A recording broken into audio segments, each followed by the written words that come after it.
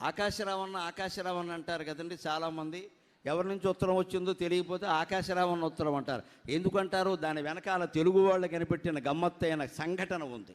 అప్పట్లో పంచాయతీ సర్పంచులు కదా, మున్సబులు తీర్పు చెప్పేవారు. ఇప్పటికీ గోదావరి జిల్లాలో మున్సబులు అంటే వాళ్ళు తీర్పు చెబుతారు. మున్సబ్ అంటేనే కోర్టు కింద లెక్క, తీర్పు చెబుతారు. వాళ్ళు చెప్పినట్టు అందరూ వినేవారు. ఓ మున్సబ్ గారి దగ్గరికి ఒక తగాదా వచ్చింది. ఆయన తీర్పు చెప్పాలి అనుకున్నాడు, కూర్చున్నాడు. ఎవడూ వినట్లేదు. రెండు పార్టీల్లో అటు ఇటు వెంటలో ఆయనకి చికాకు వచ్చింది. ఏమన్నాడు తెలుసా? ఒరేయ్, రేపటికి వాయిదా వేస్తున్నావురా. మరి జడ్జి గారైనా వేస్తాడు కదా.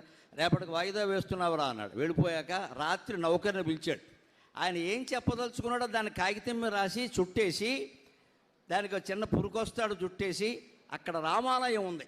రామాలయం ఆ తీర్పు చెప్పాడు. రామాలయం గద్దె మీద కూర్చున్నారు చెట్టు కింద. ఆ రామాలయం దగ్గర ఉన్న చెట్టుకి చిటార కొమ్మని కట్టేమని రాత్రి నౌకరికి చెప్పాడు. ఈయన వెళ్ళి ఆ పొట్లం, కాగితం పొట్లం చిటార